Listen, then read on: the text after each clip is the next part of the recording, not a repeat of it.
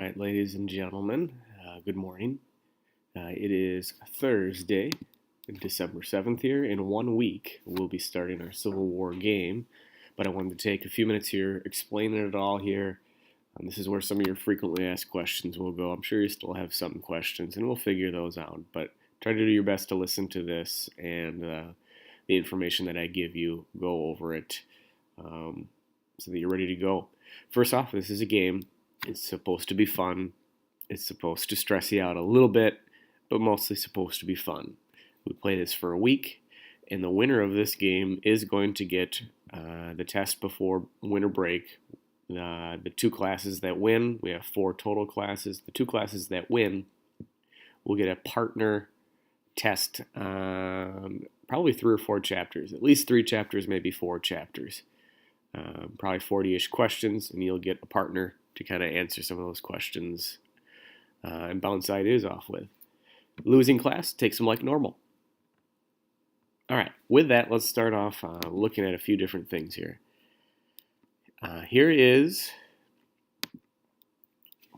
the questions that the South will have. Here's the questions that the North will have. They're the same thing, and they are both roughly 189, 190-ish questions. There might be a couple spaces here that have numbers on them that aren't, but it's about 190 questions or so. This is supposed to be ridiculous. With this, there will be some that you don't know. That is okay. If you study this up big time and study, there might be most of these that you end up knowing.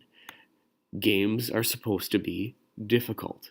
So the people that are prepared will do well in this game. You're essentially going to have 6 to 7 days here to study these questions. All right? Today and tomorrow, and maybe over the weekend, your team is going to answer these. Today I would split off and each person in class take 7 or 8 of these questions, look them up, put the answers in different colors, and then from there, someone might want to start a Quizlet to help you guys study. So take a chewable amount of questions here, put your answers down. It's going to take you 5 to 10 minutes to do your share of the work. From that, you'll have an answered document, but from that, you need to trust that your people are putting the right answers in here. You want the right and correct answers because each side will be asking from this test bank of questions. Do your best to keep these numbers as well. If the South has issues with your answer to number 12 should be the same as over here on chapter 18 for the South and for the North. So don't change my numbering system. All right. With that, you look at there, these are some tough questions. Some of them are ridiculous that you'll need to look up.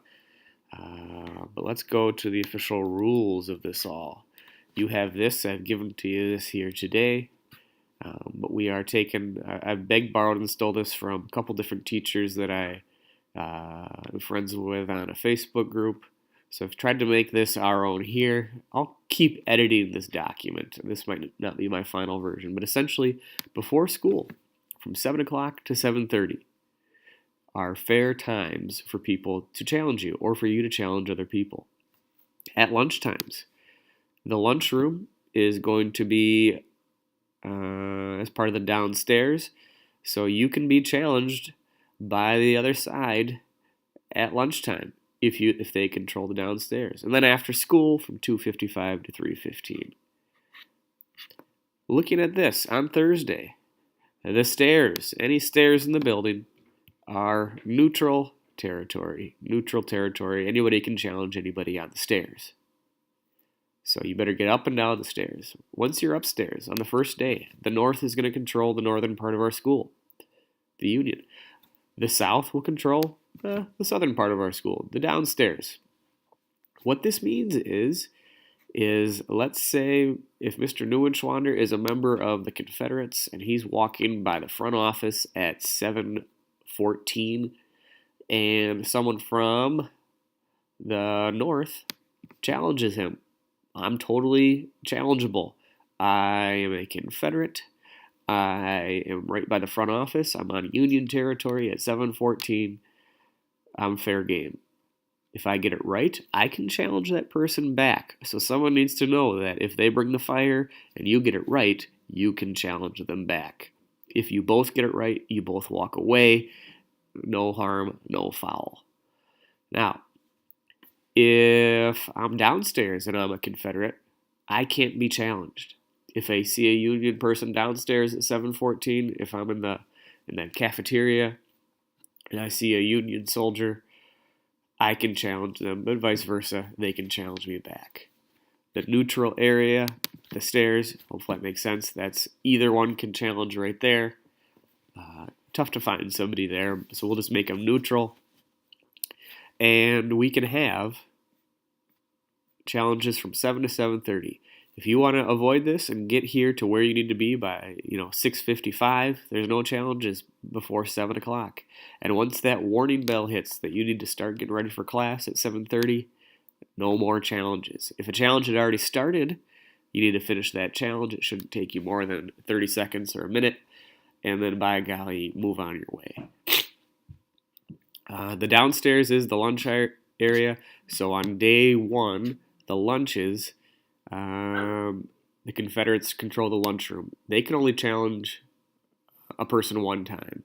So if I'm a Northerner, the Confederates can only challenge me once total. Because I want you to be able to eat your lunch, but I also want some areas where people can challenge people. All right? Let's see here. As we take a gander at this, you'll see your different supplies that we have here. We'll assign colonels probably Friday tomorrow. We'll also assign generals, one general per class, a couple colonels per class. Each time you get something wrong, you'll have to give up one of your items. I'd start small. If you get a question wrong, give away your 5-point token. The next one, give away your 10-point, and so on.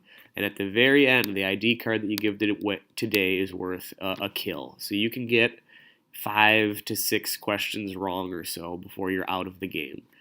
Most people last the whole game. Actually, I should say most people last until the last day. Some people only last a couple days. Questions have to be from the approved list. Here's how a challenge goes. If you see someone from the other side and you're within, like I could tap you on the shoulder distance, you would say challenge. All right? That's at that point. Each of you need to show your game tags, and your question sheets can come out, and you'll ask people your questions. All right, your lanyard's going to hold all of your stuff, so have your lanyard on you. I spent money on those lanyards, so this would be an easy way for you to figure out what you need to do and have your stuff on you. So if people are hiding their lanyard, we'll talk, but we're not going to do that. Again, it's a fun game. And we'll also keep track of who has what. We'll have class rosters of who's on what team that you can study up to know who's playing the game and who's not. For the most part, let's just not cheat, ladies and gentlemen. I'm sure there are ways to maybe beat the system, but if I sense some tomfoolery, we'll just, as president or secretary of war, if you will, we'll just take points away or pieces away from that team. Let's just have fun and not stress on worrying about people cheating. We'll put ranks on the board in the room where you'll see class rosters. I'll also put them in the hallway as well. I'll even put some QR codes where you can launch into a spreadsheet that will keep track of these points. I'll teach you about the spreadsheet on Monday, though. I'll make the Google Doc sheets over the weekend.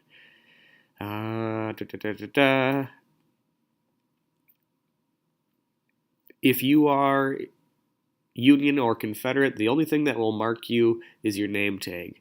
I don't want Confederate symbols here. I don't think the Confederate symbols in this game will be very good. I want to be politically correct on this. We'll have people from the Confederates. We'll honor history. We're having fun with history. The Civil War is an amazing time. But we will not be bringing any Confederate flags here in. That's something I don't want to mess with at all. We can do this game and have fun without getting controversial. So, just wanted to talk about that. We'll also talk about that in class. Classrooms, if you're here before school and you're in a teacher's room reviewing for chemistry or reviewing for math or history, if you're in somebody's classroom, that's off limits as well. That's off limits as well. I don't want this involving or infecting, not infecting, but bothering people's grades. We don't want to get in the way. If you have after-school sports, we'll find a way to mark that on your tag. I don't want somebody late for basketball practice or gymnastics, if because you don't have much time after school to get to practice. But if you've got a late practice, and we'll mark who's got late or early practices, you're fair game after school.